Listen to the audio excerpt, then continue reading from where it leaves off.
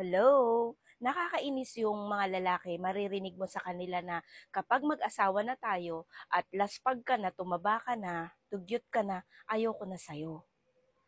As in, kagaya ng iba, dahil gano'n na yung mga asawa nila, naghanap na ng iba. O aminin natin yun, may maraming lalaki na gano'n, naghahanap na ng iba kasi yung asawa nila, dugyot, mataba, laki ng bilbil, wala nang pag-aasikaso sa sarili. Hello. Yung mga asawa kasi, ang priority, yung mga asawa kasi, mga babae, priority na talaga nila yung mga anak nila, pamilya nila, at kung paano ka asikasuhin.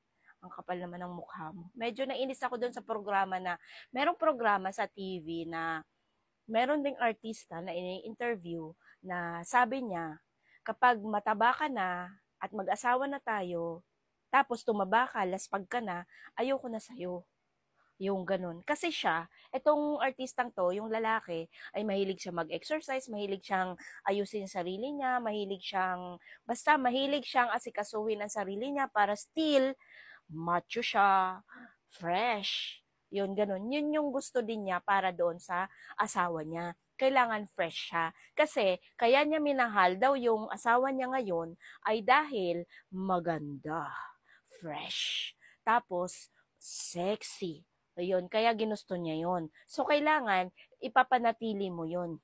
Kahit, kapag asawa na kita, sabi niya gano'n, kailangan manatili yon. E paano kung nagkaanak na, tapos nagbago na yung hugis ng katawan, nagbago na yung pwera lang kung mapera ka, may pera ka, kaya mong patanggal yung mga bilbil mo, kaya mong kaya mong ipagawa yung mga umuusli ng mga bilbil, di ba? E paano naman yung mga mahihirap na as in, mahirap na nga, dugyot, mataba, napabayaan pa ng asawa, hindi inaasikaso ng asawa. Pero sa totoo lang, kung bakit nagiging dugyot o laspag yung mga babae, dahil din yun kasalanan yung mga lalaki.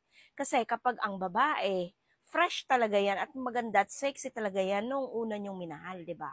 Kaya nga minahal nyo, kaya nga nagustuhan nyo.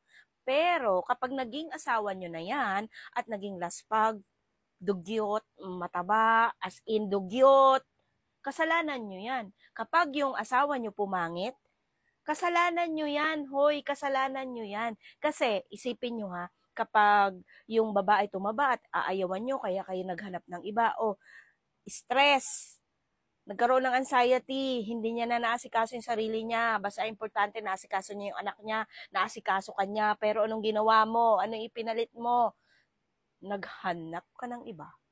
O, 'di ba? Karamihan naman 'yan eh. Oh, maraming ganyan talaga as in. Meron pa nga ako nakausap.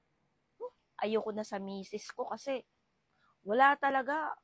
Ang pangit niya na ngayon. Ang laki na ng bilbil, ang taba-taba na, tapos hindi na nag-aayos sa sarili. Ni hindi man lang nakakapagsuklay. Parang amoy panis na na gatas, amoy panghina. Magagawa niya yun kapag tinutulungan mo siya sa gawaing bahay. Magagawa niyang ayusin yung sarili niya kapag tinutulungan mo siya. Or, number one, kapag tama ang binibigay mong pera. Kasi, yung mga asawa, bumabango yan kapag may pera. Gumaganda yan at nagiging fresh talaga yan, depende sa perang ibinibigay mo. Tama? Uy, huwag kayong ganyan. Huwag kayong manggigilty ng huwag kayong manggigilty ng mga babae na porket pinapabayaan nila yung sarili nila dahil may asawa na sila. Hindi iyon.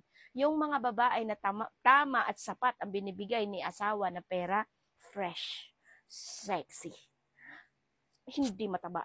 Oy, kaya kayong mga lalaki dapat huwag niyong kawawain yung mga babae ng mga asawa niyo. Okay? Kailangan kahit ganyan pa yan, mataba man yan, o lumba-lumba man yan, o naging dugyot man yan, tignan mo ang sitwasyon niya kung bakit. Okay? Para hindi maging dugyot, oy mahal, akin na si baby, alagaan ko muna, o lakad, maligo ka muna dun, o lakad, bumili ka muna ng damit mo, o ayan pera, o lakad, mag-ayos ka muna, punta ka sa salon, o eto pera, o. Dapat ganun kayo. Diba? Oh, hindi ko isasample ang sarili ko, no? Pero tayong mga babae, kapag nakikita na natin na ganun yung asawa natin, parang hinahayaan niya na lang tayo, tumayo tayo sa sarili nating paa, girls. Oo, tumayo tayo sa sarili nating paa. Kasi hindi naman natin kailangang umasa talaga sa mga 'yan. May sarili kang buhay. Paano yung buhay mo kapag napabayaan mo sarili mo at nagkasakit ka, paano yung anak mo? Kaya kailangan tumayo tayo sa sarili nating paa.